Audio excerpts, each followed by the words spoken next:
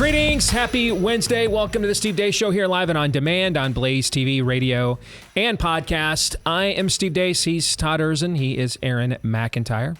We are back again with you. And I mentioned I had to go to Walmart yesterday, and I did. That was part of my very long honey-do list. You know, we had this odd schedule yesterday with the Beck Show, and so we've got the big trash pickup in my city where you can throw anything out there once a year, and they'll come and get it for no extra charge, right? So we had to get ready for all of that.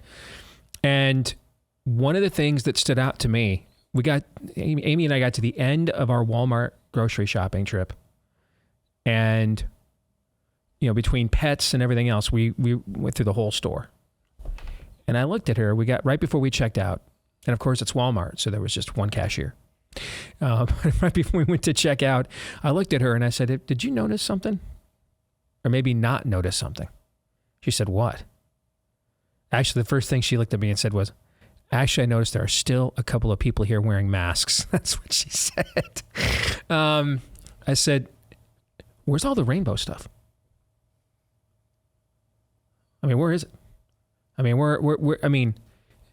I don't know how many years it has been, but these shopping centers have been adorned, almost omnipresently with this swag, the rainbow jihad swag. I didn't see any of it at Walmart yesterday. I wonder. We're seeing, I think, a lot less of it on social media this year from corporations. I wonder if some folks got the memo on what's going on with the market caps over at Target and Budweiser. Well, and the folks you're talking about, even though obviously this is a global brand now with tentacles everywhere, Walmart is based in Arkansas. Yeah. Target is based in Minneapolis. Yeah. That could be part of it too. Yeah. Well, I guess then we can go ahead and take back the rainbow, and we could go ahead and proclaim June to be Life Month, right? Because we're going to be commemorating later this month the overturning of Roe v. Wade, the smashing of the ultimate shibboleth of the damned.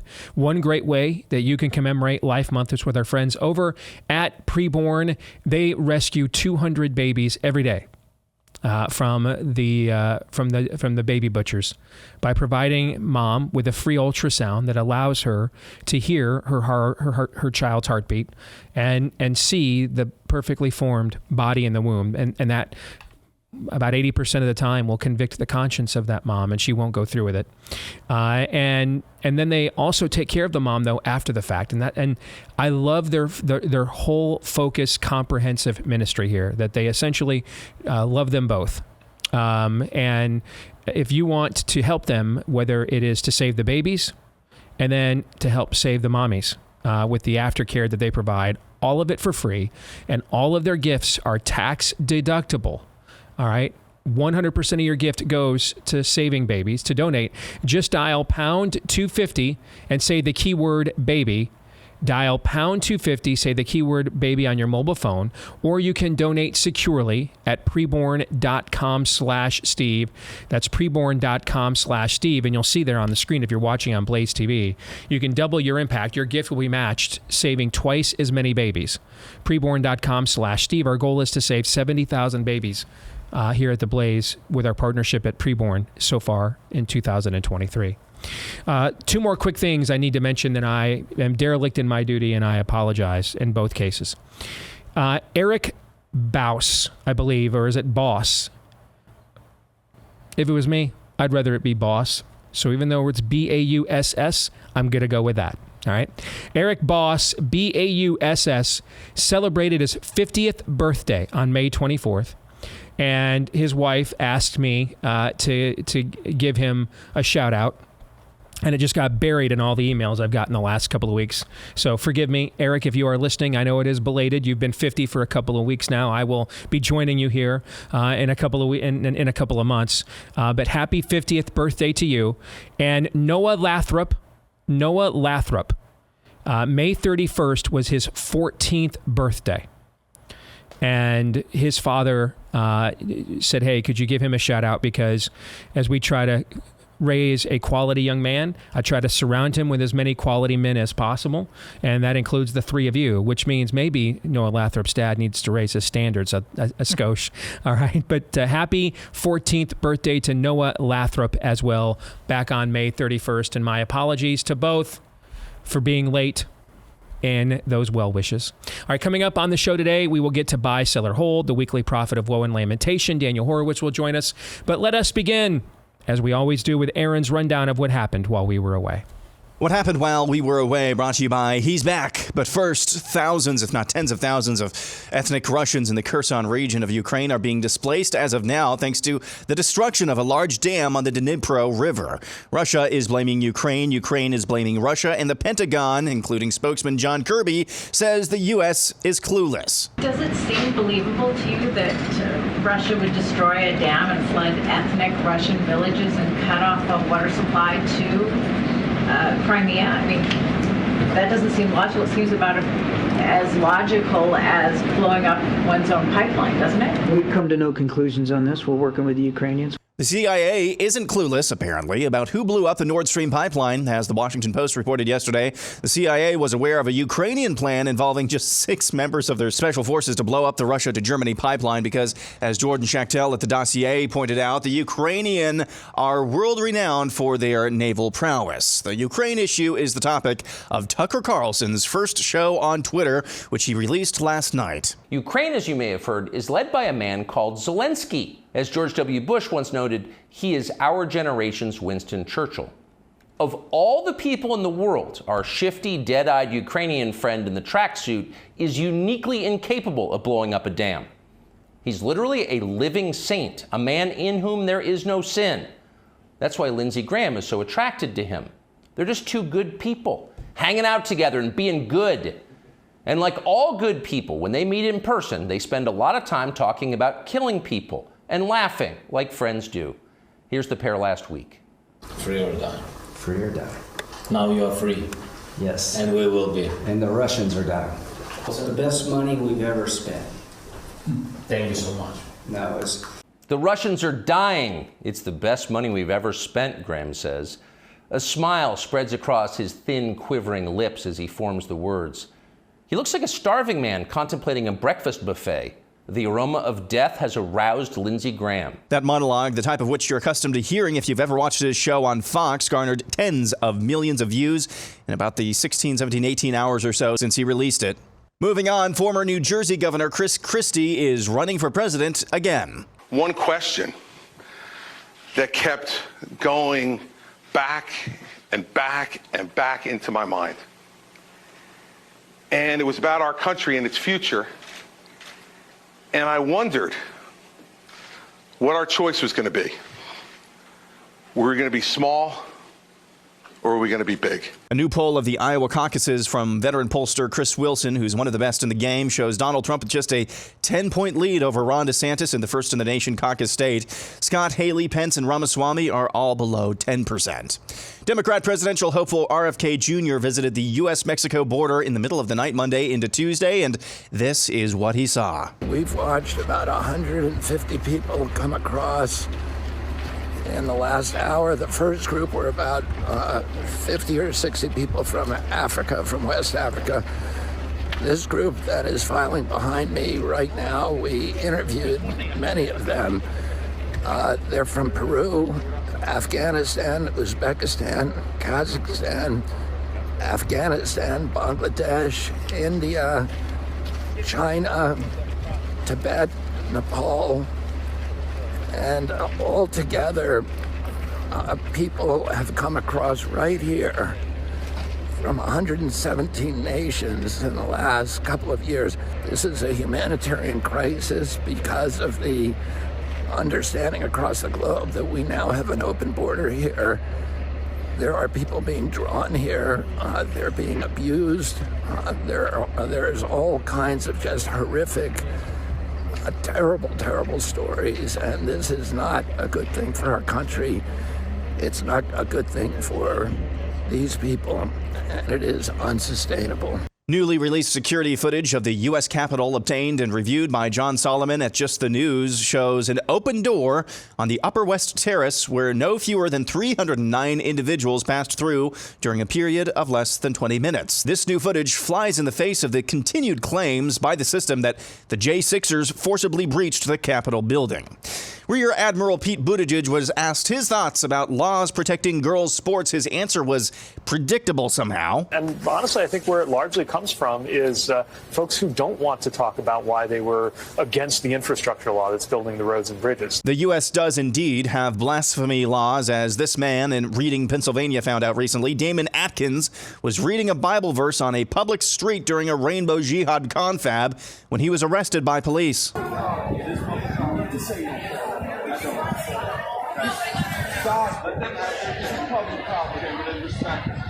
I'm respecting it. That's what I'm doing. No, who's cheering for the people that need help. You do you, and I'm going to do me. This is public property. You. God is not. That's what. You got this one. Getting this on film. Can I give him my bag? All the stuff's in. Yo, I'm going to need you to go to 128 North.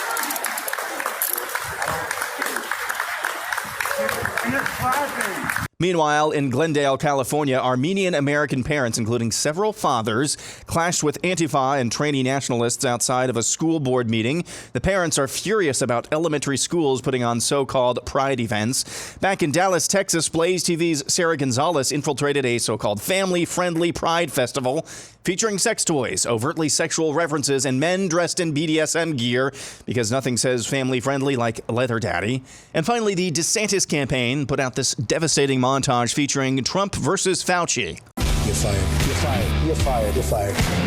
You're fired. You're all fired. All four are fired. You're fired. You're fired. Today I walk in, I hear I'm going to fire him. I'm not firing him. I think he's a wonderful guy. Should you have fired Fauci? So a lot of people ask me that question, and I did it right. Because if you do fire him, you're going to have a firestorm on the left again. Why did you feel unable to fire Fauci? Personally, you're not allowed to. Every time he goes on television, there's always a bomb, but there's a bigger bomb if you fire him. Frankly, you can't win that one. If I would have done it, I would have taken heat. And that's what happened while we were away. That is a great ad. I'd not seen that one yet. That is a great ad. Now, the Trump people have a great ad that came out just like 30 minutes ago. It is also a tremendous ad. And it doesn't mention Ron DeSantis once, smartly. And it just directly places Trump only against the left.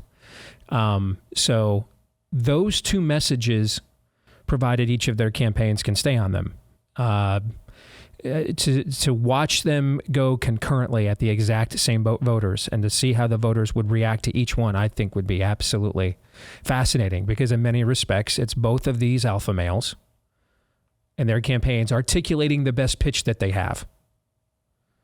I mean, the ad that the Trump people just came out with, and it's up on my Twitter feed. I just saw it before the show and retweeted it at Steve Deace Show. I mean, the idea that Trump is the most hated man by the people who hate you, and therefore is your weapon of retribution. That's his best pitch by far. It's not even, and there is no close second. In fact, if you could keep him on message, that should really be his only pitch, because the enemy on the other side will provide ample evidence for him organically to feed that on a daily basis. Hell, they might indict him tomorrow for all we're hearing right now. On the other hand, the best DeSantis pitch is that this is bluster. And this is largely a social media branding that substantively, he's no threat. That when you gave him power and you gave him an opportunity to fulfill all the tough talk, the reality was he got his ass kicked and went shopping at Target where he could find tucked in pants. I mean that's both sides. And what's funny is, if they can stay on this message, both of these narratives will be provided evidence to confirm it. I mean, the other side is going to provide Trump ample evidence for him to make the case that he is the one that they hate the most. Likewise, as we've already seen in Iowa in the first week of the campaign, Trump is going to provide evidence that a lot of this is branding and bluster. And so it will force the people of Iowa and New Hampshire to make a decision You know, which of those two narratives do they think is the most important in this particular moment in this cycle? But I think that's actually a productive debate. I think that's a far more, and that's what I was talking about earlier when I talked about let's put him in the steel cage and let's see. To me, this is the productive argument and debate between the two sides that would benefit us to have. The stuff that's gone on the last few weeks and all the other stuff, and I've never seen the community notes thing. I don't know that the Trump people have put out something attacking DeSantis that didn't get community noted in the last 2 weeks. That's just silliness. It's dishonest. It doesn't serve anything. It's not helping them. This argument, though, to me, is the one that is the reason why we want, on this show, speaking for myself, and it is my show, this is why I wanted this confrontation, because I think we need to have this conversation as a voting bloc, as a people, and I think this is the conversation that whomever emerges from that fight, it'll make them better, because this is both of them at their best. This is Trump as the symbol of retribution against the system. This is DeSantis as this guy's played out, time to turn the page and move on to a younger generation. And I'm okay with that fight completely, and let whoever is the best at making that case win. Then I'm fine with whatever the name is on the back of the jersey at that point. But it's taken 2 weeks. The first 2 weeks did not give me a lot of hope and optimism that we were going to have the kind of fight I was hoping for. That ad and the ad I just saw from Trump are examples of the fight and the argument I was hoping we were going to have. It being your show notwithstanding, I think you're bearing the lead. Chris Christie is running. Thoughts? Real quick, I'll say this on Chris Christie. I think he could mutually help both Trump and DeSantis. I think Christie is an unlikable foil. Unlike a DeSantis, whose likability is still high. And so there is no blowback. Trump can say and do to Chris Christie whatever he wants. He can go full Luther Campbell, man, nasty as he wants to be. He can literally say whatever he wants about Chris Christie. There is no insult, no pejorative, nothing that has any blowback on him. And therefore you can take if you're Mark Meadows or whoever's in the room right now, or Mike Lindell, I don't know who the hell's in the room right now, and in the darkened room at Mar-a-Lago with the Godfather there, and when he's losing his mind over the stuff I tweet or what Ron DeSantis is saying today, and you know that anger and stuff has to go somewhere, and I'm sympathetic to that, okay? I am someone else as well, that if I don't have constructive places to apply my anger, it will go to the destructive places. So I am not without a little bit of sympathy for the former president where this is concerned, all right? This is where you need people around you to say, you know what, Ron DeSantis was never conceived. Just ding Chris Christie some more. Just take it out on him, and everybody's going to be okay with it. All right, and that avoids Trump saying just the ridiculous stuff he has said about DeSantis, which makes him look foolish. On the other hand, if I'm Ron DeSantis, if Chris Christie just wants to get in this race and do nothing but just argue and distract Donald Trump for me, so I don't have to have these back and forths, and I can just stay on my message, talking to my people and having substantive conversations about the issues, I'm all for that as well. So I guess what I'm trying to say is there's plenty of Chris Christie to go around. This portion of the show is brought to you by our friends over at Eden Pure. You can purify the air in your home and get healthy, clean, fresh-smelling air, eliminate odors, kill mold and mildew, and bacteria, even some of the viruses, with the Eden Pure Thunderstorm Air Purifier. It uses Oxy technology that is filterless. You'll never have to swap out filters, either with the cost out of your own pocket or with the cost of your own time. They come in a pack of 3 for whole home protection. 3 units for under $200, just a fraction of the cost compared to their competitors, which really aren't as good anyway, if we're being honest. And you get free shipping. Can't beat that. Pack of 3 and free shipping for under $200 if you use the discount code Steve at EdenPureDeals.com. EdenPureDeals.com. Use the discount code Steve. The clash of that Aaron you had with the Antifa and the rainbow jihadists and what was going on in the schools and a lot of dads there. There's going to be more of this, I'm afraid. Yes. And the idea that now, hey, let me pause and say this. I will say the complacency has lasted longer than I thought that it would, much longer, and probably much longer than a lot of people thought that it would. But I have been warning, while at the same time we have been warning about the complacency, I've also been warning about what happens when that complacency goes away. Because you waited too long. Yeah, because you waited too long. And so human nature tends to swing from one extreme to another, okay? And so, but the idea that forever, for an indeterminate perpetuity, people, especially whatever's left of the men of America, and not much, but there's some, not much, but there's some. Whatever was left of manhood in America was just going to stay home forever and just watch Tiger King on loop while unspeakable evils were being done and their votes weren't counted. And then if they were counted, the people that they voted in just ignored their voice and showed no sympathy for it at all. There's a member of the Freedom Caucus I saw last week who never votes for the Freedom Caucus. I can't remember his name, who said, well, if I listen to my constituents, I would absolutely not be voting for this debt deal because all the calls in my office are against it. But I don't listen to them, so I'm going to. The idea that this was just going to happen, in a country who's going to celebrate a birthday where, by our standard, if you adjust it for inflation, it was like a 4% tax rate. Is what they literally looked at each other and said, don't fire till you see the whites of their eyes. Like a 4% tax rate. And these were, in many cases, wealthy landowners with a lot to lose. So the idea that even in today's soft-headed, there's no there dangling between the legs age of manhood, that forever, yes, by all means, castrate our sons, chest bind our daughters, pass out dildos to our preschoolers, and we're just going to say nothing forever. Was never going to happen. And I've been warning about this, have I not? Yeah. We've been having a dual warning on DUAL. On one hand, complaining about the complacency of the men, whereas the peaceable confrontation, and then warning, though, that sooner or later you will push the limits of the manhood that does still remain, and it will go in the completely opposite direction. There will be more of this without peaceable, aggressive action within the political system and people that feel as if they have agency and a voice, and their voice matters.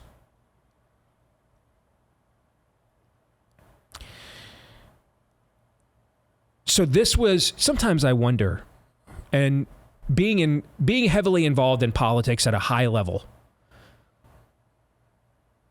you meet a lot of really rich people, a lot of really wealthy people. And sometimes, frankly, not often.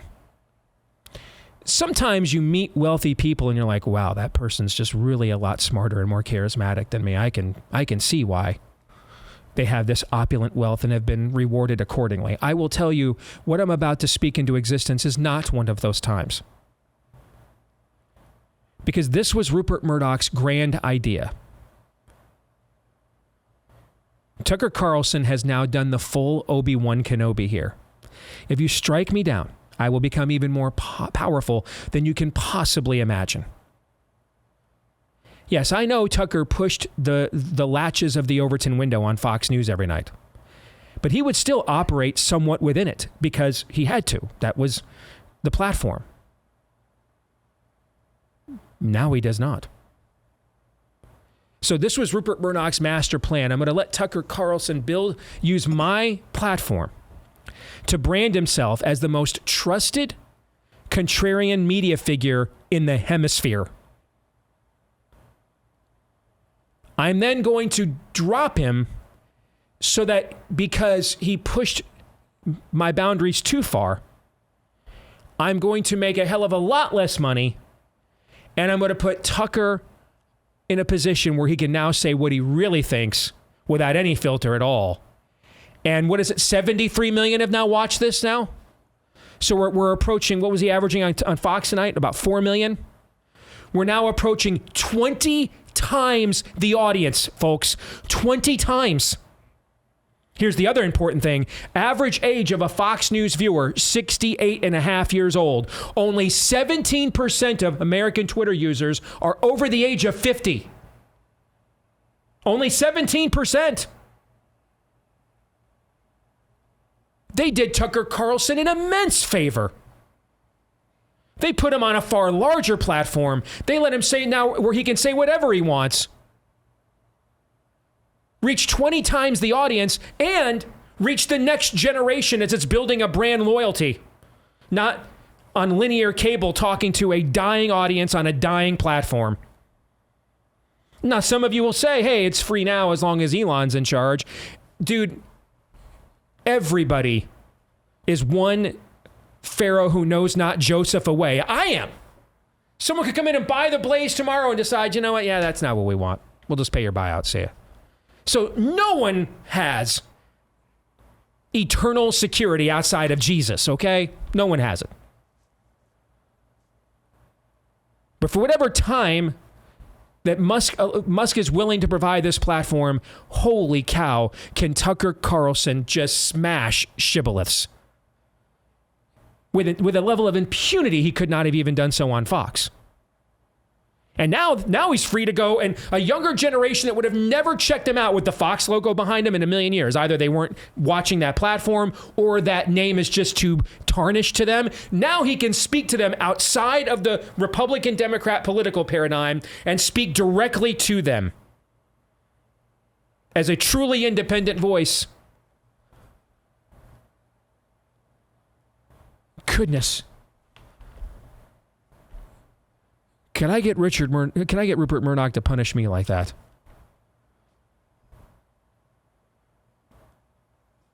This is what happens when men start thinking with the Southern Hemisphere. Because if he was thinking with the Northern Hemisphere, he would have game planned this out a little bit. But you think emotionally. And now you have a fully armed and operational battle station called Tucker Carlson out there for 20 times the audience to see. Good luck. It's not just the Southern Hemisphere thing. It's, as we know more about Fox internal memos, what's going on. They basically they're converting. They've David French themselves. Yeah. Their they are drag queen story hour prioritizing, and so the fact that this keeps happening amongst these so-called conservative stalwarts, it's time to ask yourself, Dr. Jones, what do they believe? Really, at their core. Let's quickly transition. What do you think Robert F. Kennedy Jr. believes?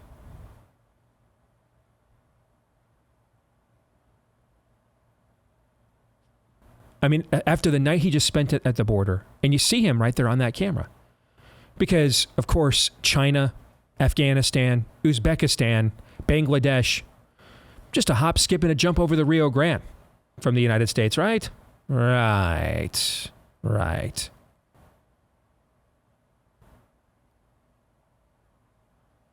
In my opinion, just my opinion, there's only 3 presidential candidates that are worth voting for that are currently in this field, under any circumstances. In no uncertain order, Trump, DeSantis, and RFK Jr. They're the only 3 that would provide you any conduit whatsoever to disrupt the current power system, each in their own way, with their own personas, methodologies, ideologies, worldviews. But they're the only 3 that represent any form of substantive disruption of that which is screwing us, via our good friend Shannon Joy's term, the unibrow, as we speak. I don't think there's any way RFK Jr. pre-COVID goes down to the border and films that stuff. I don't think he's been red-pilled. I think he's been truth-pilled. I think he is willing now, after a lot of the things he probably thought and wrote about and talked about with anti-vax stuff for many, many years, and then you suddenly watch it all come to fruition at one period of time. Everything you've ever warned about or fantasized they would ever do, they all did it in one fell swoop. I would imagine, just as the Kavanaugh thing and the COVID thing, what that did to my own willingness to look outside of my own borders for information, it looks like the same thing has happened clearly to him. You just got done talking about men. I think RFK Jr. has had a moment. I don't know. Is he late 60s? Is he roughly 70 years old? Yeah. As men, even before we get to that point, Steve, you and I have had to ask it in our lifetimes. I think he was 11 when JFK was assassinated. But circumstances come up, and we have to ask ourselves, if not now, when? Mm-hmm. What are you prepared to do in this moment? What excuses are in your head and mind and heart that you would delay this? I think that's what he said. If not now, when? This is my time. All right, when we come back, I'm going to delay buy, sell, or hold for a few minutes, Aaron, if you're okay, because I want to get into this Iowa caucus poll and talk a little bit about it and some of the things that I'm hearing in Iowa here with 2 weeks in now with the DeSantis-Trump battle fully on. We'll get into that here in a moment.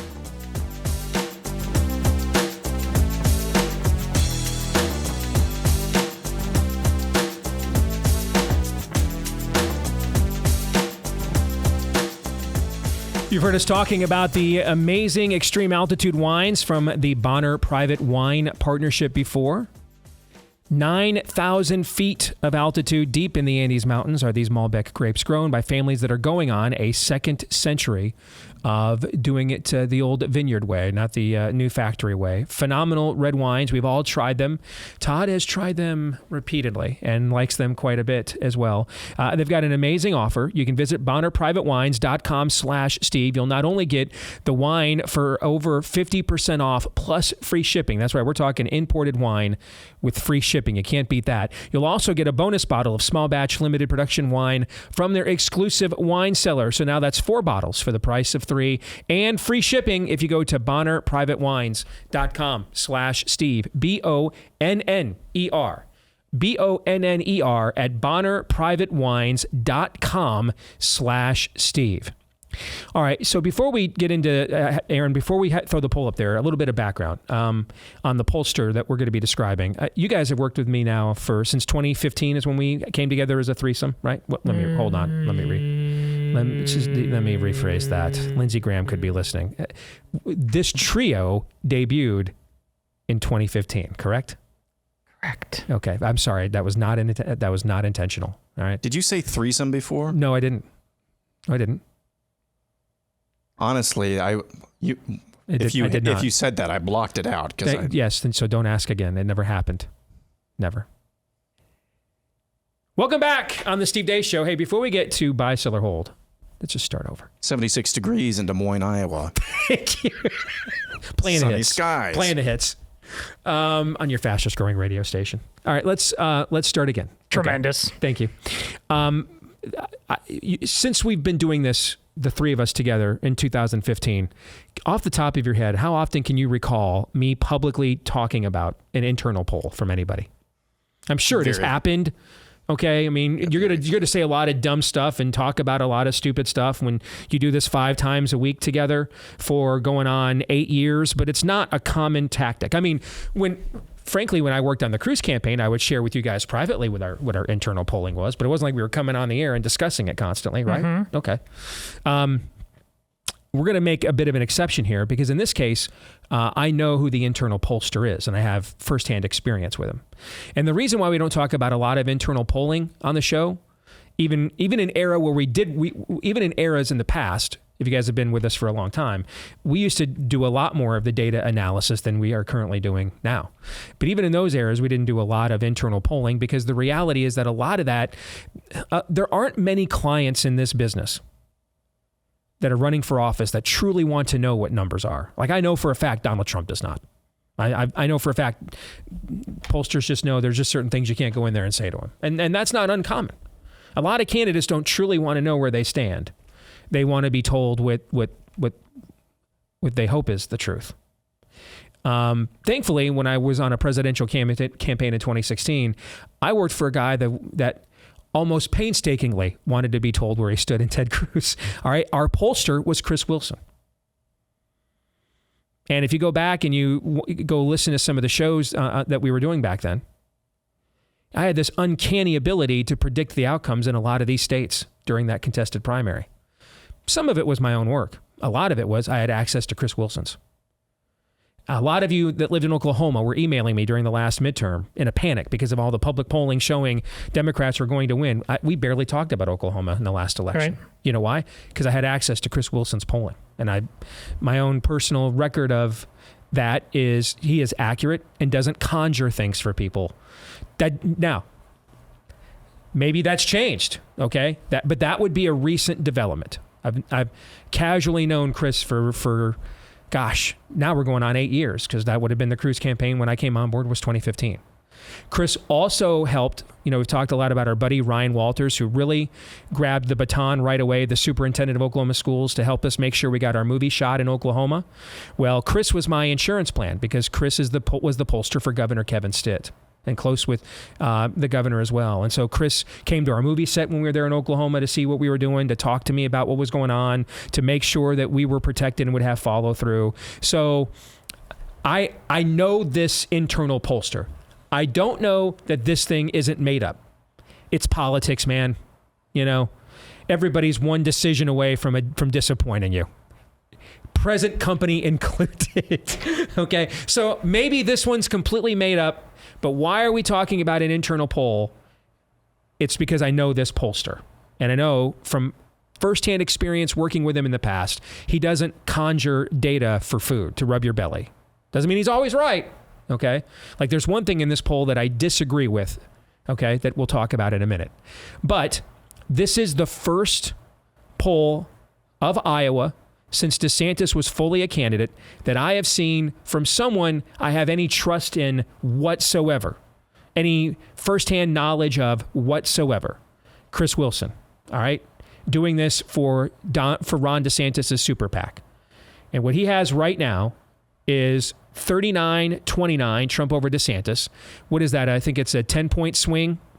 And since he pulled it in early May, was the first time he did it before DeSantis got in the race. There's a 5-point swing, I believe, for DeSantis. I think it was -7 for Trump. So a 12-point swing then. Okay, 12-point. Thank you. Tim Scott at 7%. Now, we haven't talked about Tim Scott. Not the biggest Tim Scott fan, me. But he's had a very strong week. There's just been some other things going on we haven't gotten to. I mean, he just,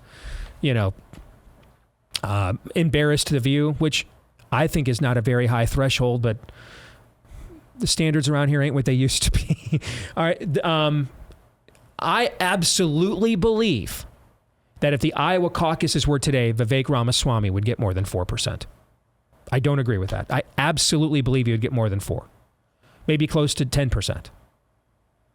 Now, we could argue he's peaked out. He kind of came here early, maybe got a lot of exposure. Maybe he's, at his peak and on the way down. We can all have those arguments. But I think if the caucuses were today, Vivek Ramaswamy would get more than 4%. I'm pretty confident of that. And then he has head-to-head, without anybody else in the race, essentially a statistical tie between Trump and DeSantis with Chris Wilson's internal polling.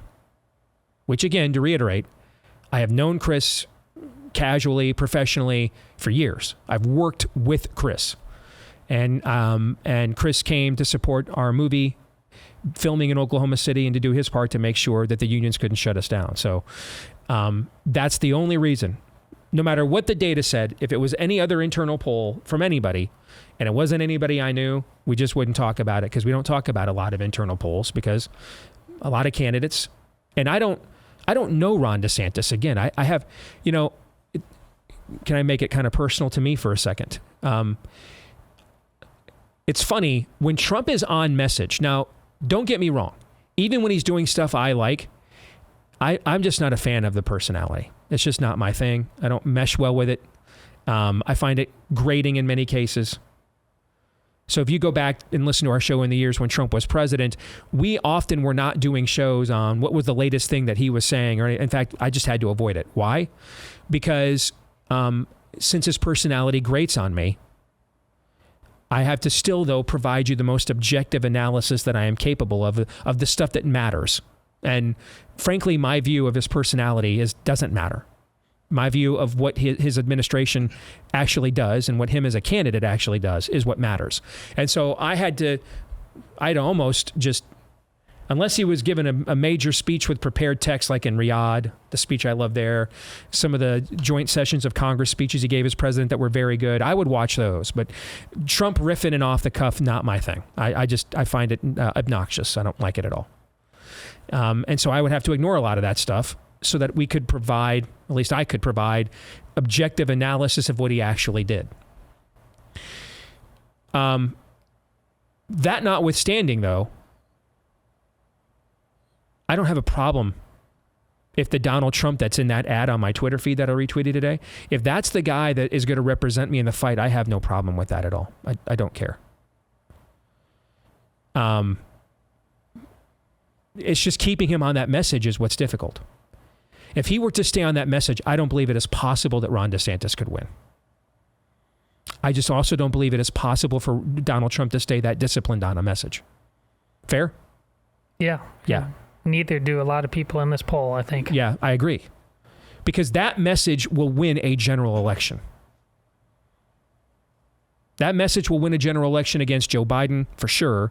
Probably even Gavin Newsom. Michelle Obama, who knows, man, what happens there?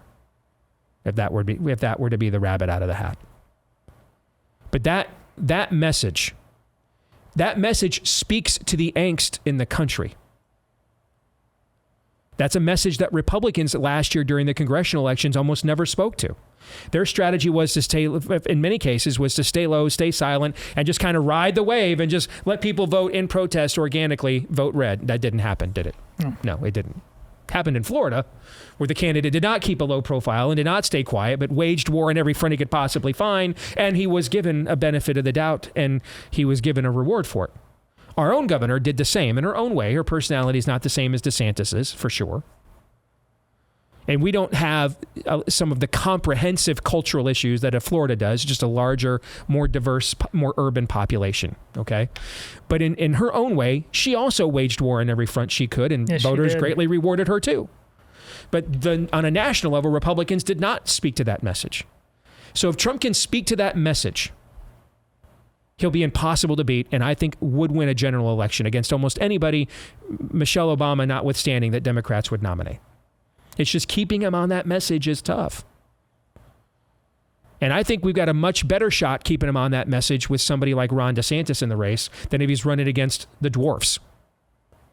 Not to mention, I kind of want to see, as I've said all along, I want to see what a guy that has, with given what he's done in Florida, I want to see what he can do on the biggest stage. Because that's the second biggest stage. That's that he's governor of the largest swing state in the country. That's the second biggest stage for executive governance in the country next to the presidency itself. And no one can argue. Someone over at Mar-a-Lago said, we got to stop getting busted by Community Notes lying about DeSantis and just get on our own message. And that's the ad that came out today. A complete pivot from what they've tried to do the last few weeks. Because you can't argue with what he did in Florida. The results speak for themselves. Hell, Trump moved his entire operation to Florida while he was governor. He testifies himself to how ruthlessly effective and efficient DeSantis was down there. So to me, this is the fight I always wanted. Let's give Trump, whose worldview is art of the deal, and so leverage is all that matters. Leverage is all that matters to him. What gives him leverage, what leverage threatens him is all that matters. Let's give him a real competitor, someone who could really punch back. And then in the process, let's find out if the young buck is ready to roll on the big stage. Because he's rolled everybody on the second biggest stage. I mean, rolled them all. So let's see if the young buck can go on the biggest stage. Maybe we'll find out, as I've said I'm saying a lot of the same things I've been saying all this time. But it's just now that they're both in the race, some of you are pretending as if I wasn't saying these things all this time. I have been consistent this entire time. Now, maybe when they get on the stage, I said this to a good friend of mine who was working for DeSantis just 48 hours ago, that a lot of this is going to come down. I think I even said it on Daniel Horowitz's podcast to him actually yesterday. A lot of this is going to come down. DeSantis has shown early on he's not going to faceplant. His campaign and operation have been extremely prepared and professional. Take away the opening 10, 15 minutes of Twitter not having its act together. The rest of DeSantis' campaign has looked a lot like DeSantis' governor, ruthlessly efficient. But a lot of this is going to come down to the first time and that first impression, man, the first time that they share a debate stage together. And I think if Trump rolls DeSantis, then a lot of the legwork that DeSantis has laid early in this race could just evaporate in an instant. On the other hand, I was on the Gingrich campaign when we were losing South Carolina, and we had one debate right before the South Carolina primary, and Newt Gingrich just completely emasculated Mitt Romney one-on-one and ended up winning the South Carolina primary going away. It could go the other way, too. If the young buck shows, yeah, old man's lost a step. He can't go strong to the lane anymore. He can't finish anymore. He couldn't go strong to the lane in a debate with Joe Biden, Steve. I know. But what's different when you're fighting Trump in that aspect as an R or a D, Todd, is if you're the Democrat, you feel as if you have full reign to say whatever back to Trump you want because you have no fear of losing any voter that would ever vote for Trump. So you're not worried about alienating any of those people. If you're an R, you do. You need those people. And so you have to thread a needle. On one hand, I need to punch back. Disagree. On the other hand, I can't so debase myself that his people will hate me and won't vote for me if I'm the nominee. But that's not why Donald Trump tripped in that moment. He tripped because he's an asshat. I don't disagree with that either. I think a lot of it is a presentation. I think a lot of what you see in politics from everybody is a presentation. Let's be honest about that. But I think that he is a particular grade of showman, I guess is a nice way of putting it. But Ron DeSantis will have to prove that. He will have to prove that. Now, the first test was don't come out of the gate and faceplant. They didn't do that. And they're off to a very, very strong start in Iowa. The ultimate test will be, though, when they share a stage together. That will be a big moment, Aaron. And that is not for another 77 days, August 23rd. Provided Trump shows up. Provided he shows up, yeah. And I have my doubts about that. That's right after the Iowa State Fair. And I believe they're having this debate, they've said, in Milwaukee somewhere. So there's a lot of things that could happen or not happen in the next 77 days. But generally, I share the campaign trail is a heck of a lot different from the Twitter campaign trail. Yes. And yes, it is. I've been very encouraged about what I've seen on the actual campaign trail. If you're a DeSantis fan, I've been, as we said on Friday, the expectations for the Twitter or online campaign trail have lived down to my expectations. It's the community notes. It's just banal. It should be beneath a decent and free people, but that is what it is. It's Twitter after all. I mean, case in point to what you just said, brother, we were talking about Tucker Carlson a minute ago, that now he is getting a more of a younger, going to be here a lot longer audience. Less than 17% of Twitter's audience is over the age of 50. Guys, that's the exact opposite in the Iowa caucuses. Okay. I mean, people over the age of 50 will be the largest block of people voting in the Iowa caucuses. So that's a great, that quantifies, Aaron, what you were just saying, that the Twitter campaign and what goes on the playing field in and of itself. I'm not saying the Twitter campaign doesn't matter. I'm just saying it's a separate campaign. That's all. And the ratio of people over the age of 50 that are going to vote in Iowa next February is a lot higher than the ratio of people over 50 that are watching what goes on Twitter daily. All right, we'll play Buy, Sell, or Hold when we come back. Stay tuned.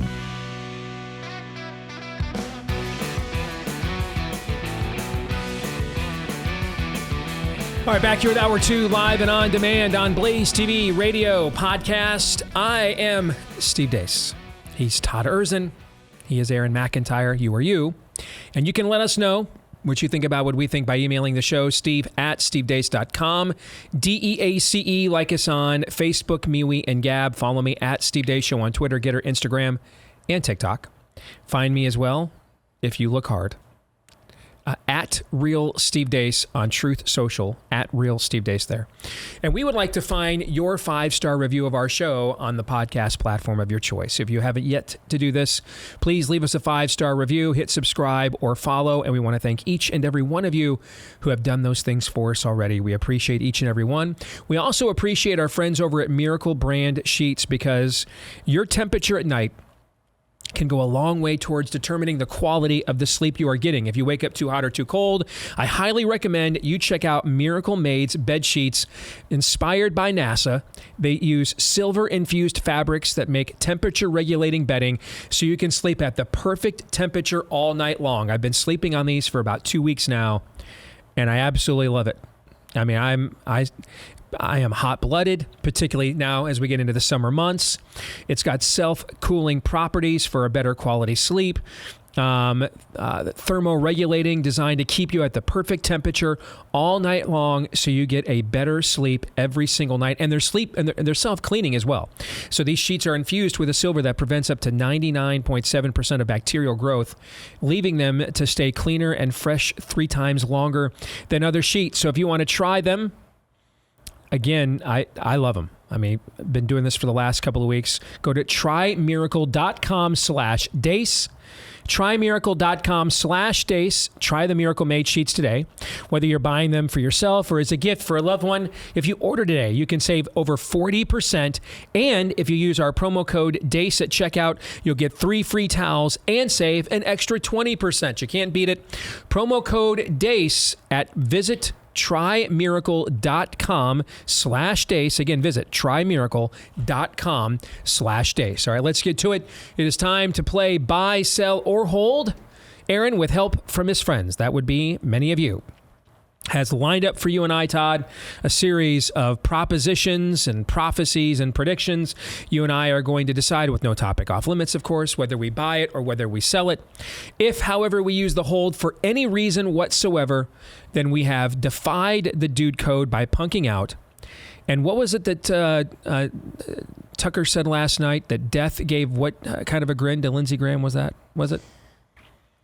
Well, he said he looked like he was a starving man considering a breakfast buffet, and that the thought of dead people or dead Russians arouses Lindsey Graham. Yes. So if you place a hold, you see where I'm going with this. You will have to find out. That's where you're going with this. Too far. You will have to find out what else arouses Lindsey Graham, Mr. Erzin. No. Indeed, no holds. Go, Aaron, go. Quite an eclectic mix of questions today, both political and some non-political. We'll begin, though, with Dustin, who says the rate of parents who refuse the childhood vaccine schedule, just refuse the schedule, not necessarily go full-on anti-vax, in the next 5 years will be double. The rate of parents who refuse the childhood vaccine schedule in the next 5 years will double. I will absolutely buy that. I'll buy. And there's not many people doing that even now, so even doubling that number is not going to lead to like some gargantuan number. But yes. Yeah, I'll buy it too. Yeah. Zach Shea says the MLB and some NFL teams removing rainbow from their current social media profile pics is significant. This is true, by the way. I mean, there were a few teams in Major League Baseball, Xbox was one of them, had their rainbow adorned logo up there for like a day and a half before taking it down. I agree, it is significant. Now, I don't know how significant it is. It depends on your way, how you choose to look at it. I mean, you can look at it and say, well, they still made the alm and genuflection at the first of the month. Okay, so they are still on board with the rainbow jihad. Or you could look at it the other way and say they gave their cursory tip of the cap and then got the hell out of Dodge to avoid any further collateral damage. Given where this was at the last few years and what we anticipated it was going to be like, I mean, we were girding our loins across the fruited plain of the obscene that we thought we were going to be subjected to everywhere you turned. So I am going to say, given that, then I think it is positively significant and will buy. Yeah, I agree. Has anybody seen numbers? Has attendance dropped at all at Dodger games because of this? I've not even looked. I mean, I can look real quick if you want. I mean, because I do, I do believe in the power of changing on this. But if people are still going to the Dodger games en masse, ultimately, if Christians are still going to the Dodgers game in mass, then you're still not getting the point, and them taking this down ultimately is a Pyrrhic. I mean, I'm looking at a video right now of Nancy Pelosi throwing the first pitch at the Washington Nationals game on Pride Night, and there's like nobody in the stadium. Yeah, but I don't know. Yeah. Now the Dodgers lead Major League Baseball in attendance, They just had the Yankees come in and play a series, which was, have the Yankees been there ever other than like, when they've met in World Series? Okay. So this may not be the best time to ask yourself that, but from what I've seen, I see no sign of any dropping at all of attendance where the Dodgers are concerned. But what did the Dodgers also do? Again, we may think it's not far enough, but remember they came out, what was it, Christian Faith and Family Night or something? They're going to do one of those now? Yeah. So they're on some form of defensive. There's no question they're on some form of defensive. Agreed. And they have not been in many, many a moon. So I think we should not acknowledge that. Tyler Bruder says Ron DeSantis wins Iowa and Trump claims the caucus was rigged. So I'm going to sell on that. I remember all of us waited on the Cruz campaign on caucus night to see how Trump was going to react. This, remember, was the first vote. And he had been the presumptive frontrunner since September of the previous year. And so we wondered, what was he going to do? Was he going to come out and dunk on Iowa, this and that? And he came out and gave a very measured response, spoke for maybe 10 minutes and didn't take any questions and, said off to New Hampshire. And that benefited him greatly because he needed Iowa on the Electoral College map. And he's popular here and helped us win our state twice. And I appreciate that. I suspect he won't do the second part, so I will sell. Right. But if he does, I think that kind of indicates we are in full-fledged King Saul territory now, okay? Because you can't afford to be sacrificing any Electoral College votes unnecessarily right now if you are a Republican nominee. I don't think he'll say it's rigged. He may do something like, hey, Iowa caucus, it's just kind of screwy anyways. They couldn't even count their own votes. He might do something like that. I could see that. Talking about the Pete Buttigieg when they screwed Bernie Sanders. Exactly. Yeah. And just say that it's just a weird place that's not a real measure of what America thinks. But I don't think he'd say, like, I really won it and it was rigged against me. That could hurt him, though. I mean, saying that. I'm not saying it couldn't hurt him, but I think that's way more likely. Okay. Overton Window Sticker Shock says if Trump continues to self-immolate at the rate he has this week, again, a couple of these are from Friday when I solicited buy, sell, or hold recommendations. If Trump continues to self-immolate like he has this week, he will be out of the race before the Iowa caucus. Oh, completely sell. No chance. I mean, Trump could say nothing for the remainder of this race. Never visit Iowa ever again, and just never appear on camera ever again. And he would get like 25% in the Iowa caucuses, okay? I mean, we are still talking about a former president here with a formidable amount of loyalty and support.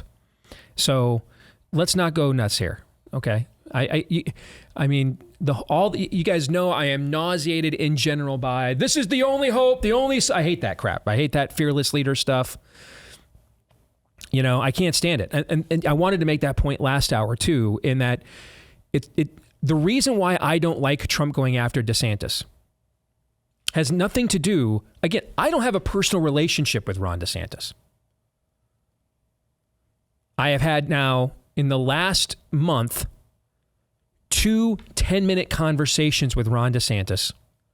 3, because he called me after I got out of the hospital. I forgot about that. 3 10-minute conversations with Ron DeSantis, and the previous conversations I had with him was one for 10 minutes in a hallway 10 years ago. I have no personal relationship here. I have personal relationships with people who are on his campaign. I have personal relationships with people who are close to Trump. If you know me for more than 10 minutes, personal relationships will have almost no bearing at all on what I will say. They might have a bearing on when I'll say it. Like if I do have a personal relationship, I'm going to probably, because of that relationship, give you the max benefit of the doubt before I jump right on, and pull the pin and launch a grenade. But inevitably, you've worked next to me for how many years? You know this. If inevitably, I think the pin needs to be pulled, have you ever seen me not pull it one time? No matter who it was. Right. No matter what the prior relationship was. Absolutely. Absolutely. That's one of the reasons why Mike Huckabee hasn't spoken to me in 10 years. That's why. Okay? So I will. So this isn't personal. It is, I like the fact that DeSantis has fought on our issues. And when Trump attacks him for that, he attacks our issues, guys. Like, I don't care if he says Ron DeSantis was too fat. Ron DeSantis lost weight to run for president. I think Ron DeSantis is ugly. I don't give a rip about any of that crap. When he attacks him for standing up against COVID, he's attacking the truth of the example that we need. There's a small group of people that are the reason why you're still not wearing masks everywhere, and Ron DeSantis is one of them. I don't care what he thinks about him personally. He can call him a traitor. He can say he's not any good. I don't care about any of that stuff. I don't. If I had a personal relationship with Ron DeSantis, I might care, but I don't. At least not right now. So when he attacks him on his record, he's attacking what I believe. Does that make sense? Yes. And that's what I don't like. Who likes it when their beliefs are attacked? Raise your hand. When you say that they didn't fight COVID, as many of these Trump people are saying on Twitter, that is a lie. I don't like lies. Now, here's what's funny. You present to me the ad from Trump that I've mentioned several times already. That is on my Twitter feed. You can go see it right now at Steve Deace Show. You present that ad, and suddenly all the disdain I have for the lies that he has said about DeSantis' record completely go away. Because now the message is, I'm who they hate, and I'm your retribution against them. I like that message. Why do I like that message? Because I'm looking for retribution. I'm looking for it against the people that punished me and what I believe. I'm looking for retribution. Funny how this works. When someone gives me a message that affirms my belief system, follow me here. This is going to be really nuts and crazy, guys. When someone, no matter who they are, or what I think about them personally, I can't stand Trump's public persona. I don't care.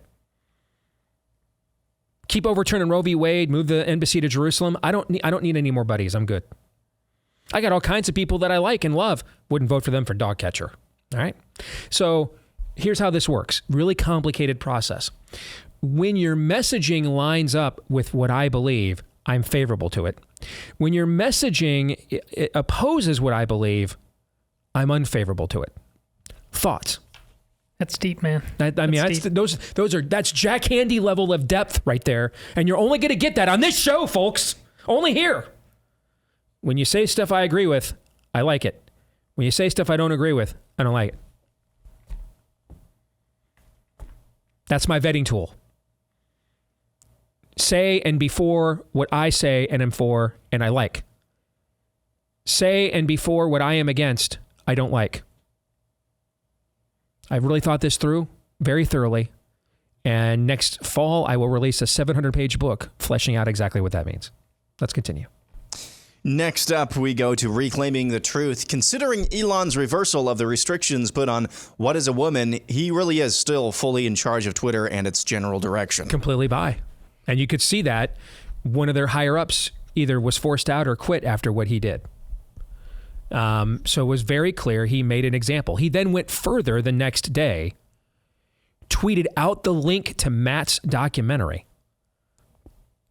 and urged the largest social media following on planet Earth to watch it. And looking at the numbers, a lot of them did. All right. So he not only said, hey, and this is, again, I know that this is an endangered species right now, the alpha male. But he not only pulled rank. This is an alpha male move. I may not even like the message of this movie, but I'm going to make sure everyone here knows who's running the show and who is in charge. So I'm going to promote the movie. How you like them apples? Because my name's on the front of the check. You sign the back, I sign the front. So I'm in charge, not you. We don't see that a lot today. Like, people right now are Googling alpha male. What is that? It's that. I'm going to turn right around and I'm going to actually share Matt's documentary myself the next day with a personal recommendation.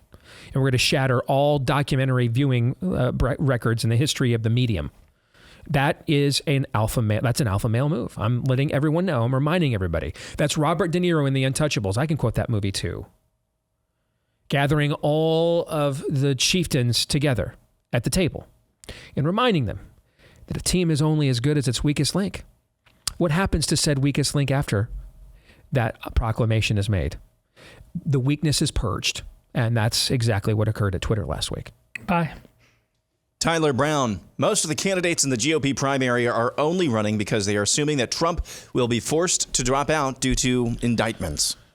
That not only, but that's one of the major part of their variables, calculus. so I'll buy. I also think it is one of the reasons that I think Trump was always going to run again after they stole it from him the last time. Mm-hmm. But he is much more vulnerable to these things as a private citizen than he is as a candidate. Now, he's vulnerable to them as a candidate too, okay? But, I mean, if he's a private citizen, he lacks the daily platform to push back. He lacks the ability to make the case. Well, you can still make the case, but it's really obvious now to make the case that this is as he likes to say, a partisan witch hunt by him, and how early he announced his candidacy was to get out. I absolutely am told, and I believe my sources on this, that's why the announcement was made as early as it was, to fully establish his identity as a candidate, so that when these things came down the pike, he could then immediately have a deterrent against them by saying, see, they're coming after me because I'm running again. All right. And which means, by the way, he's correct. Because if he announced early enough to create that deterrent, that means that they knew in advance the deterrent would be there, correct? Yeah. And did that deter them at all?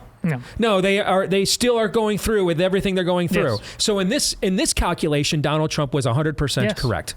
Yes. Next, I only chose this one because Twitter labeled this submission with this message. This tweet may violate Twitter's rules against hateful conduct. Here's the submission from Barbara. All this trainee madness is a prep job to grease the skids for Michelle. Oh my gosh. Oh my. Oh my. Yikes. Yikes. Hold. Yeah. I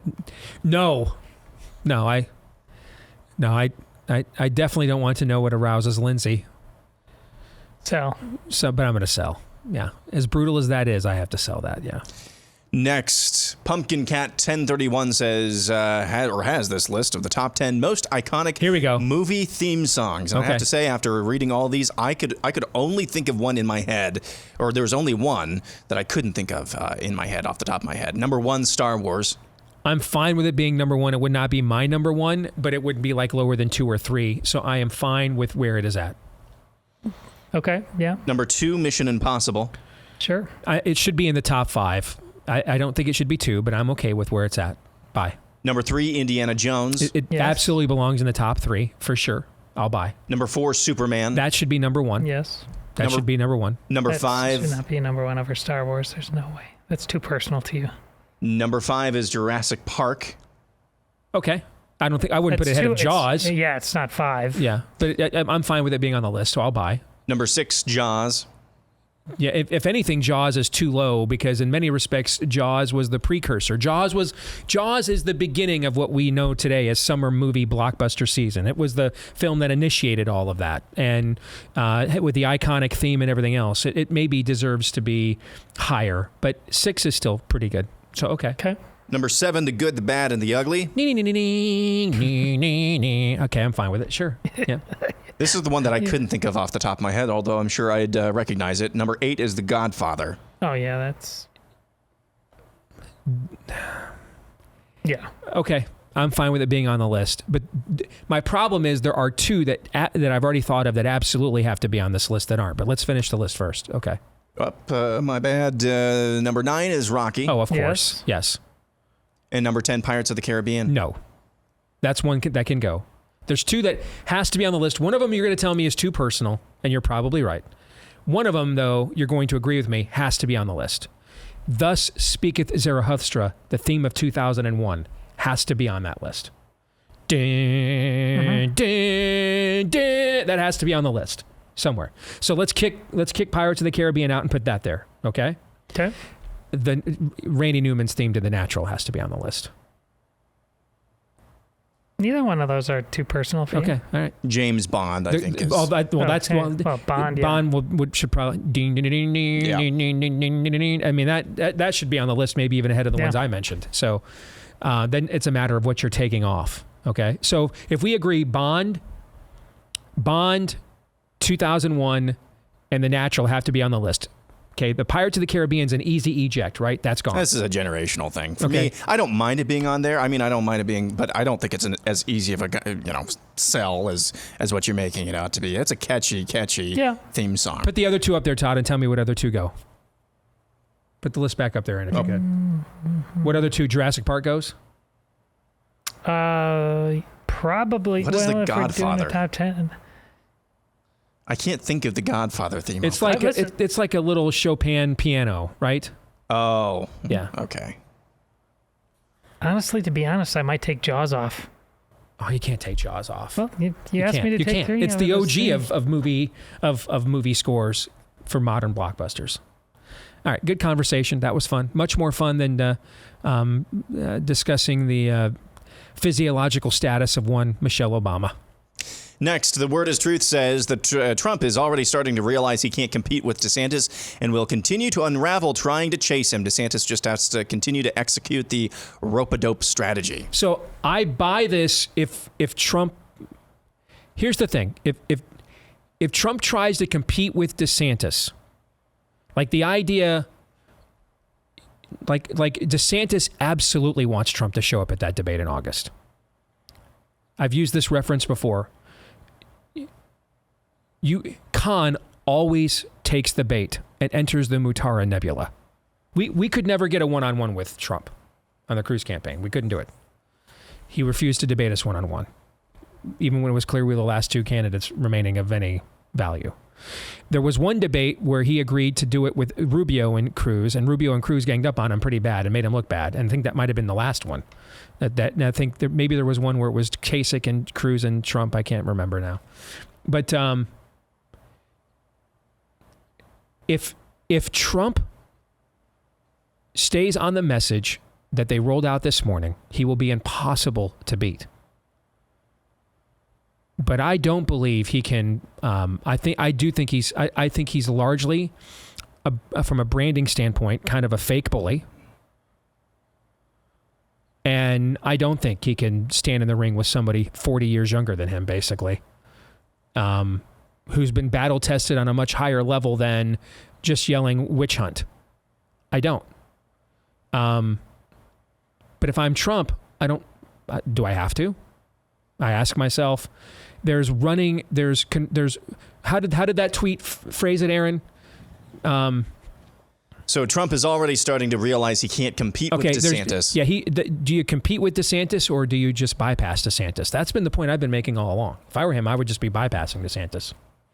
Now, but I wouldn't duck the debates either, because someone will say, well, Steve, that's why he should duck the debates. That would also play into DeSantis's hands. See, he's out of touch. He's lost. All DeSantis has to do is win Iowa or New Hampshire. And that pierces right away the bubble of inevitability. Now, that's easier said than done, okay?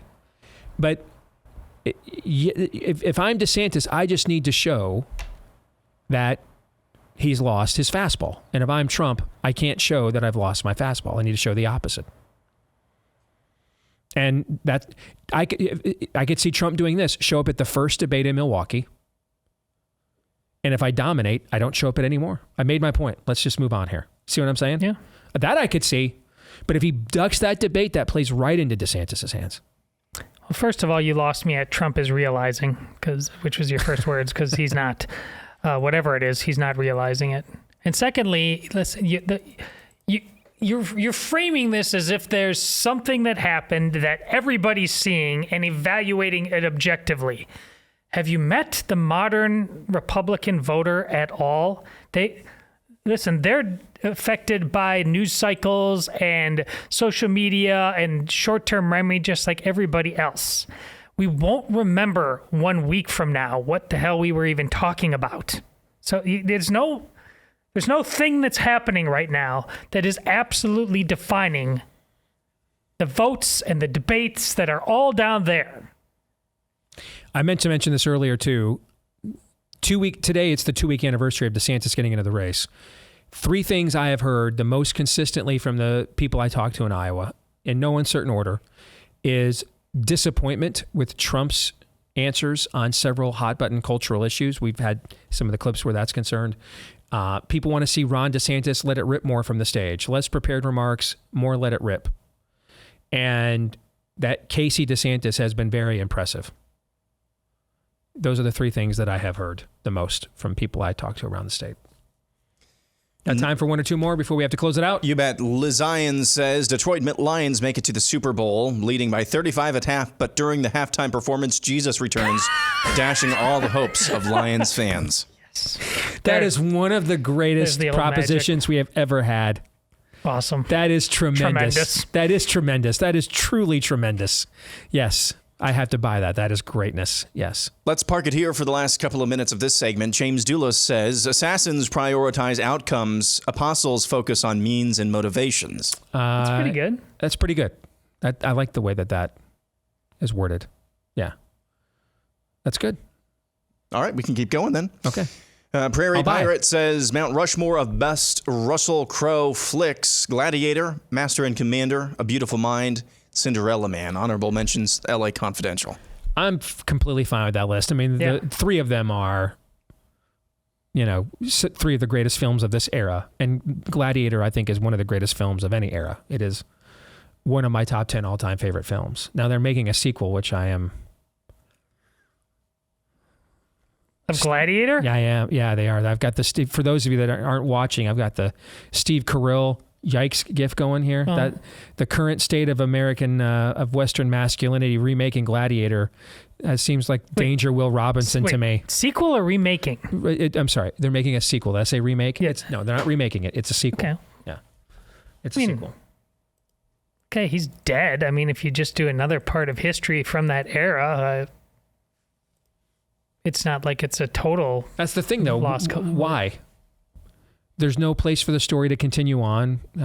It's the perfect end to the story. It's one of the greatest scene reveals since I Am Your Father. I am Maximus. I mean, that's just, dude, why? It wasn't meant to be episodic. So why mess with perfection, man? Just let it speak for itself. It clearly needs to be more gay. And that's clearly what is likely going to happen. I mean, there will be some trans squire, who, of course, will be the wisest character, benevolent and wise, in fact. Did you guys see Media Matters did a write-up of Nefarious? I did. Yeah. Glowing. Tip of the cap. I know. Dude, they made me look really cool, too. They gave me the nefarious eyes. I mean, I understand that they felt the need to respond since the movie is about their true father, but I wanted to, the fact that, and I love the fact that in the write-up, it talks about how subversive the movie is, how we marketed it as something that it's really not. Wasn't I just saying that all out in the open on the show the entire time? Or they're accusing me of things I've already admitted to preemptively. I already told you we were doing this. I got a big kick out of that. All right, we'll come back. Daniel Horowitz will join us. The prophet of woe and lamentation returns in a moment.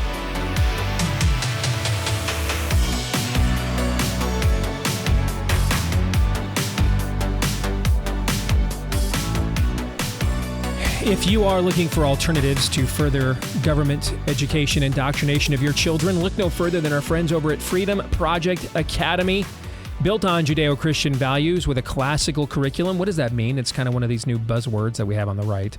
Well, it means that they're dedicated to the mastery of subject matter, not how to master your child to become a subject one day, how to think, not what to think, critical thinking, not a lack thereof. You can save 10% on tuition right now when you enroll today at freedom4school.com, F-O-R, freedom4school.com. And while you're there, you can check out their courses, teachers, preview videos about the courses, even request their free information packet. Maybe it's a little early yet for you to go ahead and make that decision. Just ask for the free information packet, check around on the site, see if it's a good fit for you. Do not hand over another generation to the spirit of the age. Let's take back our children's education. No more soul murders and mind rapes, which is what goes on way too much within Satan's youth ministry. All right, freedom4school.com. I know the people who started this school. We fought together against Common Core back in the day. My own son Noah went to FPA for a couple of years, so I've seen it up close and personal, which is why I'm recommending it to you. freedom4school.com. Let's welcome in the weekly prophet of woe and lamentation, the one and only Daniel Horowitz. Good to have you back, brother. How are you? Hey, Steve, 3 days in a row. How about it? We should do Indeed. this more often. Indeed. I was on your show Tuesday. We had you on yesterday with us as we were filling in with Beck or for Beck, and now you are back here on your regular time slot as well. You were talking with Dr. Peter McCullough on your podcast last week. A very frightening, comprehensive discussion about links with tranny madness, autism, big pharma, etc. Can you reset some of that conversation for us? Sure. You know, we suddenly see all these trends in the country, and grooming, psychological warfare, social media, TikTok explains a lot of it. But what we explored is there a physical aspect to this where suddenly everyone is messed up? And he has a theory based on a lot of data that he has supplied. You know, he cites chapter and verse, all the academic literature that he goes through, that there is a huge correlation between the rise of mental illness in general, but particularly autism and transgenderism. So, you know, not everyone with gender dysphoria who suffers from it is autistic, but there is a tremendous amount of gender dysphoria among those who suffer from autism. And his theory is that over time, the mass vaccination, not any one particular, but the synergy of all that inflammation just put in the body, you know, took us from autism being 1 in 10,000 to now 1 in 36, according to CDC. And not surprisingly, coinciding with that over the last few years is this rise in males thinking they're females and vice versa. Mm-hmm. And he also tied that into the rise in violence. It's been noted, a lot of people have noted after the shooting of the Nashville Christian school, that a good number of these shootings, again, this is not to explain the entirety of it. We have a mental illness problem. We have a culture of violence without this. But there have been a lot of these trannies that have committed these mass shootings, and the media has covered it up. He noted that when you take people that are already predispositioned to mental illness and you juice them up with tons of testosterone, well, what do you think is going to happen? We talk a lot about the suicide rate among them, which is certainly very high, but he believes that there's also a high homicide rate as well related to it. So again, when you talk about this demonic construct, almost like your book, really, I mean, really the book version of Nefarious, you couldn't have created a more demonic plot over the last several decades. Now, I'm not saying they necessarily mapped it out from day one, each sequence of this, but they certainly seem prepared to pour gasoline on every fire they create. So that was his thesis between the mass vaccination, the insane growth of mental illness and autism, and then this precipitous rise with everyone thinking that they're now the opposite gender right around that age, and he claims a good number of them are on the spectrum. That is something that is very scary, because that's the type of thing that even if we succeed in fighting the grooming, boy, how do you fight Big Pharma, Steve? So I have two follow-up questions on that. Let's start first with the trans angle as a follow-up. Earlier this week, Vivek Ramaswamy was asked would he renew the ban on trannies in the military. Now, this is a ban that Trump, as commander-in-chief, put in place. General Milley and the Joint Chiefs just completely ignored it and never installed it. And so it wasn't worth the paper it was printed on. No one was, of course, held accountable for defying the commander-in-chief. And then when Biden took over, that was one of his executive orders to undo much of Trump's administration that he did in just a matter of hours. And Vivek was asked if he would reinstall it. It was at the end of an interview, didn't really explain his position, but said no, he would not. To me, it's just this simple. Why would I want to give access to advanced tech and weaponry to someone with a psychosis so deep that they would be willing to mutilate themselves? On top of that, why would I want the same ideology that you just mentioned, several references to its recent violent, acting out? Why would I want to give people with that same ideology, like, drones? Why would I? Help me explain either one of those. Well, that's why they want it in the military. That's precisely where they want it. Now, my buddy Bob Vanderplatz thinks that all the candidates, including DeSantis, would probably answer the same way as Vivek. Your thoughts? I'd be shocked. I'd be floored if they did. Both Trump and DeSantis, for that matter. To Trump's credit, he did try to get rid of it.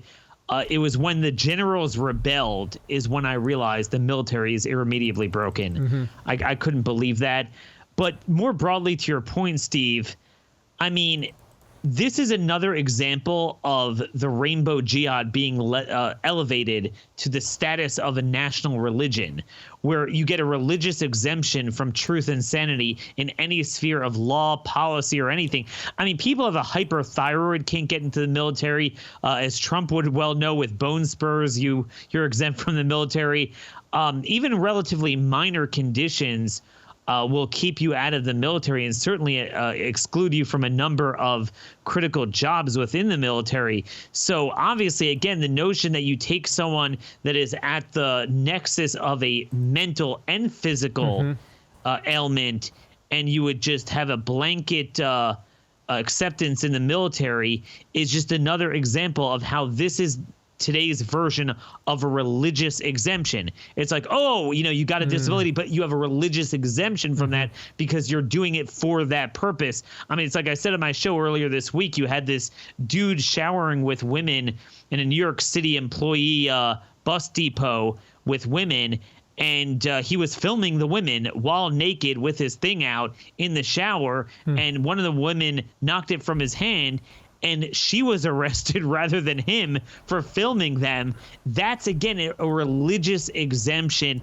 And I'm actually surprised with Vivek on that, because I've been tough on him on a lot of issues, but I felt he had pretty consistently explained that issue pretty well. And I don't know. I mean, that's very disappointing, because if we can't do it there, we're done. Now a follow-up on the big pharma angle. Is there any substance that Pfizer could slap their name on? Anything that the FDA would not approve?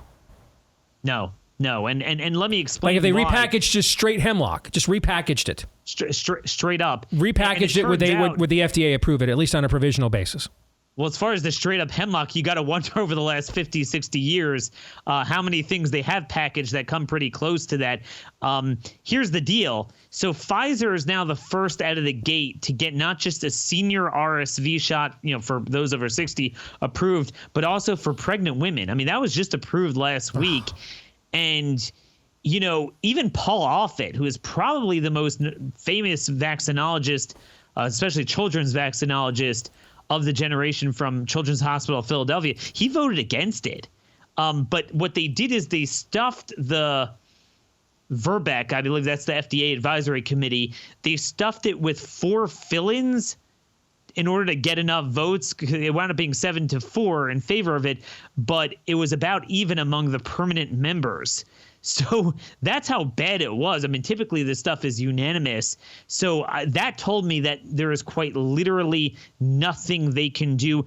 All-cause mortality, there are 3 more deaths, just all-cause deaths, in the Pfizer RSV trial group than the placebo group with a 1-month follow-up period, which is insane. A number of more serious adverse events as well.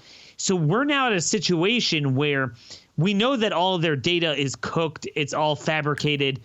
There's no third-party verification. But we're at a point where even their own data could show an underwater cost-benefit matrix, and nonetheless it will get approval. And the reason is because we don't have a unified, loud political movement in this country with political clout to place a check and balance on that behavior, and then coupled with the fact that they're indemnified from all liability. So, I mean, it's an all-you-can-eat buffet. There's quite literally nothing they could produce that will not get approved. Last thing I want to ask you about. Have we watched the Earth shift from a media standpoint? So, I mean, Tucker, to some degree, because he was still on Fox, had to have some deference to the Overton window. Now, he is completely freed up to say whatever he wants.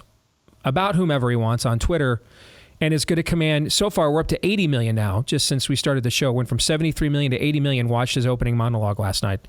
That is 20 times the audience that he had on Fox, which was the largest television cable news audience ever. 20 times the audience. Here's the other thing too, Daniel. Average age of a Fox News viewer is 68 and a half years old. Only 17% of Twitter users in America are over 50. So now he is freed up to say whatever he wants, whenever he wants, about whoever he wants, to 20 times the people that he was going to get access to via Fox, and gets to build brand loyalty with a younger group of people. And since he's separated from the Fox, MSNBC Venn diagram, he doesn't have the baggage associated with that and can be seen as a more true independent voice. I mean, on top of that, what happened last week with Matt Walsh's documentary, Twitter tried, the people still running Twitter tried to ban it. Elon Musk was in China, came off the top rope, fired them, reinstated the video. Then the next day, recommended the documentary himself. It now may end up being the most watched documentary in the entire history of the medium. That thing's approaching like 200 million views. Have we watched here in the last 2 weeks the entire ground shift, the power structure shift? CNN CEO out as we speak here earlier today. Is the ground shifting here from are we watching a paradigmal shift? So I think you're offering the logistical media angle to the broader policy shift that I think has been taking place for several years since the rise of the Fourth Reich, which is that, and you see it with the rise of RFK Jr. and I think Tucker kind of triangulates in that direction, as you said, without that pre-existing GOP-labeled baggage. We could truly have a third way, no labels movement, not in the way that no labels was created originally. There is a huge opportunity, and I think it can rope in a much younger crowd than what the traditional conservative base attracted over the years. There is no doubt about that. Ever since the left shifted from a message of we're going to give you everything to we're going to take everything from you, I think it still resonates with a majority of Democrats, which is why RFK is no way he could win a Democrat primary. But when you add up Republican voters, independent voters, and a chunk of Democrat voters, you could really run up the middle, and I don't mean middle ideologically, but a new way, a coalition against this cultural Marxism, against the transhumanism. This really is a supermajority governing philosophy. And I think you're right. We have the mediums now to potentially bypass not just the liberal media, but the Fox juggernaut. The question is, do we have enough visionaries ideologically on policy who want that, or is it just going to be another grifting, I need to sell a brand, so I'll sell it on this more populist front rather than the traditional Republican front? That is the question. Do we have a movement ready to capture that lightning in the bottle? But that lightning is there. I think God is providing us with a huge opportunity, and we're at a big crossroads. Great stuff, my friend. Good to talk to you. Thank you. See ya. You bet. Daniel, brought to you by Relief Factor. Everybody deals with chronic pain from time to time. That's too much pain in the body because you have too much inflammation. That's why you're looking for an all-natural anti-inflammatory. It is drug-free, but it's a formula that was created by physicians who can prescribe drugs. So why do they go with this? Because they recognize that a lot of what they were seeing in their practices was too much inflammation leading to too much chronic pain. And that's why they created Relief Factor. And they're so confident in the product that they're going to give you a 3-week supply for just $20 to see if you don't see a difference in your chronic pain in your joints in 3 weeks or less. If you've been struggling forever, tried everything, why not try this? What do you got to lose for $20? Who knows? You might be one of the 70% who try it and end up sticking around long term because of the results that they see. Just go to relieffactor.com. Again, the website is relieffactor.com, or you can call them 800 the number 4 relief. 800 4 relief, 800 4 relief, or relieffactor.com. All right, final thoughts on the show or on the conversation that Daniel and I just had. Well, if you had asked me before COVID about my stance against vaccination in general, I would have echoed that conversation with Peter McCullough. Yes, there are the major grotesque injuries that happen that mothers have lamented for a long time and been ignored or made fun of. Like, I had this kid on this day, they got this shot, and then I had this kid on the other day. But for most of them, it's this percolating underneath. whether it's be inflammation, whether it's somehow affected the brain in a subtle way, that you grow into adulthood. And the damage autoimmune with the food allergies. It's a ticking time bomb, and you don't know what stimuli within your life as you get older and go through things like, puberty into adulthood, different pressures, genuine mental health issues, when that bomb finally explodes. Aaron? As far as the kind of third way, running up the middle commentary, I agree that there are swaths of America who kind of still fit that bill, that they want something different, and that they would be attracted to candidates that would give them something different. My fear is that too many of those people who exist still care far too much about what people think who really don't matter. In other words, there's far too many people who buy into the propaganda every single election cycle. Well, if you don't vote for this, if you don't, not voting is a vote in and of itself. Mm-hmm. That type of thinking, and I just don't know how you break out of that. I think a lot of that is generational. I think a younger generation presented with the information paradigm that we're talking about is eventually going to demand a political vehicle that is in accordance with that paradigm. All right, that'll do it. Back at it again tomorrow, noon to 2 Eastern, right after Glenn Beck, right here on Blaze TV. Until then, John 3:17.